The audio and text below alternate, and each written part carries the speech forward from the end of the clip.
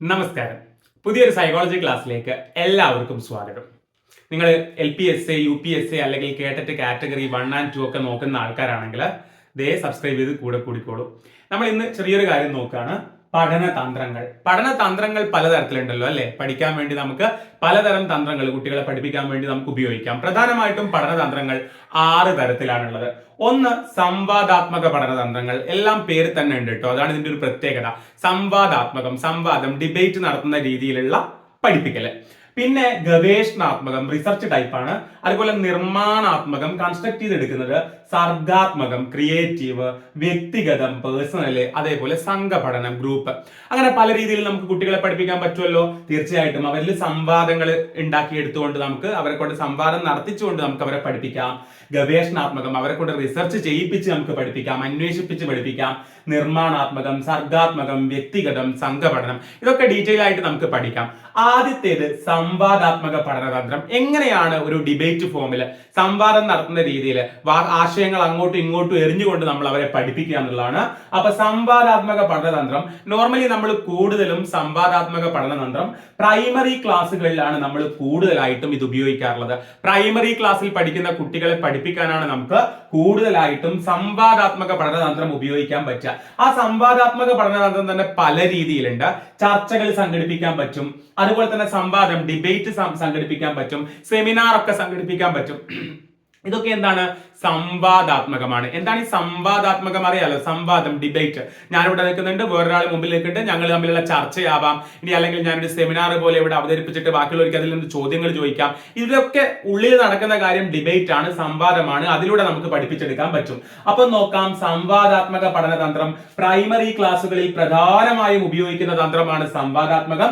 ഇതിൽ തന്നെ വരുന്നതാണ് ചർച്ച. ചർച്ച എന്ന് പറയുമ്പോൾ എന്താണ്? നമുക്ക് ചർച്ചയൊക്കെ അറിയാം, ഇതിൽ പഠിക്കുന്ന കാര്യങ്ങളൊക്കെ നമുക്കറിയാം, പക്ഷെ ഈ ടേംസിൽ അറിയില്ലായിരിക്കും. ചർച്ച ഒരു നിശ്ചിത ലക്ഷ്യം നേടുന്നതിന് ആശയങ്ങളും വിവരങ്ങളും മുഖാമുഖം കൈമാറുന്ന പ്രക്രിയയാണ്. അതെ, ചർച്ചയാണ്. മുഖാമുഖം, അഭിമുഖമായി, ഞാൻ വേറൊരാൾക്ക് അഭിമുഖമായി നിന്നുകൊണ്ട് ഒരു കാര്യത്തെക്കുറിച്ച് അങ്ങോട്ടും ഇങ്ങോട്ടും സംസാരിക്കുകയാണ്. ഇതിനെയാണ് നമ്മൾ എന്ത് പറയുന്നത്? ചർച്ച എന്ന് പറയുന്നത്. ചർച്ചകൾ 2 തരത്തിലാവാം. ഔപചാരികവുമാവാം, അനൗപചാരികവുമാവാം.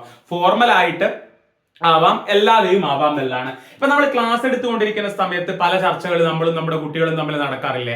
അതൊന്നും ഒരിക്കലും ഫോർമൽ അല്ല, അത് അനൗപചാരികമാണ്, ഇൻഫോർമൽ ആണ്. നമ്മൾ നമ്മുടേതായ ഭാഷയിൽ അല്ലെങ്കിൽ നമ്മുടേതായ ആ ഒരു ബോഡി ലാംഗ്വേജ് ഒക്കെ വെച്ചുകൊണ്ടാണ് നമ്മൾ സംസാരിക്കാറുണ്ട്. നമ്മൾ വേറൊന്നിനെ കുറിച്ചും ആ സമയത്ത് ബോധേഡ് അല്ല.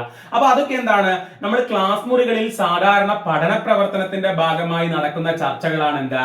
അനൗപചാരിക ചർച്ചകൾ. അതായത് ക്ലാസ് മുറിയിൽ സാധാരണ പഠന പ്രവർത്തനങ്ങൾ നമ്മൾ നടത്തുന്നതിന്റെ ഇടയിൽ നമ്മൾ നടത്തുന്നതാണ് എന്ത്? അനൗപചാരികം. അതേസമയം സംവാദം, അതേപോലെ പാനൽ ചർച്ചകൾ, സെമിനാർ, സിംബോസിയം, ഇതൊക്കെ എന്താണ്? ഔപചാരികമാണ്, ഫോർമൽ ആണ്. കുറച്ചുകൂടി ഫോർമൽ ആയിട്ടല്ലേ നമ്മൾ ഇതൊക്കെ നടത്തുക. അപ്പൊ അതൊക്കെയാണ് ചർച്ചയെ കുറിച്ച് പറയാനുള്ളത്. ഇനി നമുക്ക് നോക്കാം സംവാദം, ഡിബേറ്റ്. എന്താന്ന് നിങ്ങൾക്ക് അറിയാലോ. നമുക്ക് നല്ല വാക്കുകളിൽ അതിനെ എങ്ങനെ പറയാം? 2 അതിലധികമോ പഠിതാക്കൾ, 2 അതിലധികമോ കുട്ടികൾ ഒരു വിഷയത്തെ സംബന്ധിച്ച് വ്യത്യസ്തമായ അഭിപ്രായങ്ങൾ യുക്തിസഹമായി അവതരിപ്പിക്കുന്ന ചർച്ചാരൂപമാണ് എന്ത്? സംവാദം. അതെ, 2 അതിലധികമോ കുട്ടികൾ എന്ത് ചെയ്യാം? ഒരു വിഷയത്തെ സംബന്ധിച്ച് അവരുടെ വ്യത്യസ്തമായ അഭിപ്രായങ്ങൾ, അങ്ങനല്ലേ? സംവാദം, വാദങ്ങളാണ്. ഒരു വിഷയത്തെ കുറിച്ച് എനിക്കുള്ളതും നിങ്ങൾക്കുള്ളതുമായ വാദങ്ങൾ നമ്മൾ അങ്ങോട്ടും ഇങ്ങോട്ടും പറയാണ്. അതിലൂടെ നമ്മുടെ പഠനം വളരുന്നതാണ്. ഓക്കെ, ഈ സംവാദത്തിന് ഒരുപാട് സവിശേഷതകളുണ്ട്. സംവാദം നടത്തുന്നതിലൂടെ നമ്മുടെ കുട്ടികൾക്ക് ഒരുപാട് കാര്യങ്ങൾ കിട്ടും. കുട്ടികളെ നമുക്ക് പ്രോത്സാഹിപ്പിക്കാൻ, പ്രചോദിപ്പിക്കാൻ പറ്റും സംവാദത്തിലൂടെ. അതേപോലെ അവരുടെ ശേഷികൾ വികസിപ്പിക്കാൻ സഹായിക്കും. വിമർശന ചിന്ത വളർത്താൻ പറ്റും അവരിൽ. ഒരു വിഷയത്തിന്റെ വിവിധ കാഴ്ചപ്പാടുകൾ വിശകലനം ചെയ്യാൻ പ്രാപ്തരാക്കുന്നു. വളരെ ഇമ്പോർട്ടന്റ് ആണ്. നമ്മുടെ കുട്ടികൾ വളർന്നു വരുമ്പോൾ പലപ്പോഴും അവർക്ക് അവരുടേത് മാത്രമായിരിക്കും ശരി. പക്ഷെ ഒരു സംവാദം നടത്തുമ്പോൾ മറ്റു കുട്ടികൾ അവരുടെ അഭിപ്രായം കൂടി പറയുമ്പോൾ ഈ കുട്ടിക്ക് മനസ്സിലാവുകയാണ്, അതെ, എന്റെ മാത്രം അല്ല ശരി, ഇതേ വിഷയത്തിൽ അവർ പറയുന്നതും കൂടി ശരിയാണ്. അപ്പൊ ഒരു വിഷയത്തെ കുറിച്ചുള്ള വ്യത്യസ്ത കാഴ്ചപ്പാടുകൾ കുട്ടികളിൽ വളർത്താൻ നമുക്ക് സംവാദം സഹായിക്കുന്നതാണ്. അതിനേക്കാളൊക്കെ ഏറ്റവും ഇമ്പോർട്ടന്റ് ആണ് നമ്മുടെ സമൂഹത്തിൽ വളരുമ്പോൾ പ്രതിപക്ഷ ബഹുമാനം വളർത്തുന്നുള്ളത്. ഒരു വിഷയത്തെ കുറിച്ച് ഞാനൊരു അഭിപ്രായം പറയുമ്പോൾ എന്റേത് മാത്രമാണ് ശരിയെന്ന് ഞാൻ വിചാരിക്കരുത്. മറ്റൊരു കുട്ടി അതിനെക്കുറിച്ച് വേറൊരു അഭിപ്രായം പറയുമ്പോൾ ആ പ്രതിപക്ഷത്തോട് നമുക്കൊരു ബഹുമാനം വളർത്താൻ സംവാദം സഹായിക്കുന്നുള്ളതാണ്. അപ്പം പഠനതന്ത്രങ്ങൾ 6 തരമാണ്. സംവാദാത്മകം, ഗവേഷണാത്മകം, നിർമ്മാണാത്മകം, സർഗാത്മകം, വ്യക്തിഗതം, സംഘപഠനം. സംവാദാത്മക പഠനതന്ത്രം പ്രൈമറി ക്ലാസ്സുകളിലാണ് കൂടുതൽ ഉപയോഗിക്കുന്നത്. ചർച്ച, സംവാദം ഇതൊക്കെ അതിന് എക്സാമ്പിൾ ആണ്. സെമിനാർ ഒക്കെ അതിന് എക്സാമ്പിൾ ആട്ടോ. ചർച്ച രണ്ട് തരത്തിലുണ്ട്, ഔപചാരികവും അനൗപചാരികവും. അനൗപചാരികം എന്ന് പറയുമ്പോൾ ക്ലാസ് മുറിയിൽ നോർമലി നടക്കുന്നത്. ഔപചാരികം എന്ന് പറയുമ്പോൾ സംവാദം, പാനൽ ചർച്ച, സെമിനാർ, സിമ്പോസിയം ഒക്കെയാണ് വരിക. സംവാദം എന്ന് പറഞ്ഞു കഴിഞ്ഞാൽ എന്താണ്? രണ്ടോ അതിലധികമോ ആളുകൾ ഒരേ വിഷയത്തിന്റെ വ്യത്യസ്ത കാഴ്ചപ്പാടുകൾ പരസ്പരം പങ്കുവെക്കുന്നതാണ്. അതുകൊണ്ട് എന്തൊക്കെ ഗുണങ്ങളുണ്ട് നമ്മുടെ കുട്ടികളെ നമുക്ക് പ്രചോദിപ്പിക്കാം, ശേഷി വികാസത്തിന് സഹായിക്കാം, വിമർശന ചിന്ത വളർത്താം, ഒരു വിഷയത്തിന്റെ വിവിധ കാഴ്ചപ്പാടുകൾ വിശകലനം ചെയ്യാൻ അവരെ പ്രാപ്തരാക്കാം, അതുപോലെ തന്നെ പ്രതിപക്ഷ ബഹുമാനം വളർത്തുകയൊക്കെ ചെയ്യാം. ഒരു കുഞ്ഞു ക്ലാസ് ആണ് ഉദ്ദേശിച്ചത്. നമുക്ക് കുഞ്ഞു കുഞ്ഞു ടോപ്പിക്കുകളായിട്ട് ഇതുപോലെ വീഡിയോസ് ചെയ്യാം. പിന്നെ നിങ്ങൾക്ക് ഇതിന്റെ ഫുൾ ക്ലാസ്സും വീഡിയോ നോട്ടും ഒക്കെ വേണമെങ്കിൽ താഴെ കാണുന്ന ഒരു ലിങ്ക് ഉണ്ട്. ആ ലിങ്കിലൂടെ ഗ്രൂപ്പിലേക്ക് ജോയിൻ ചെയ്തോളൂ. എല്ലാവർക്കും പ്രാപ്യമായ, എല്ലാവർക്കും പേ ചെയ്യാൻ പറ്റുന്ന ഏറ്റവും കുറഞ്ഞ എമൗണ്ടിൽ ഫുൾ ക്ലാസ്സും ഇതിന്റെ PDF നോട്ടും, താഴെ കാണുന്ന ഈ PDF നോട്ട്സും നിങ്ങൾക്ക് അയച്ചു തരുന്നതായിരിക്കും കേട്ടോ. അപ്പൊ ജോയിൻ ചെയ്തോളൂ. വീണ്ടും കാണാം. താങ്ക്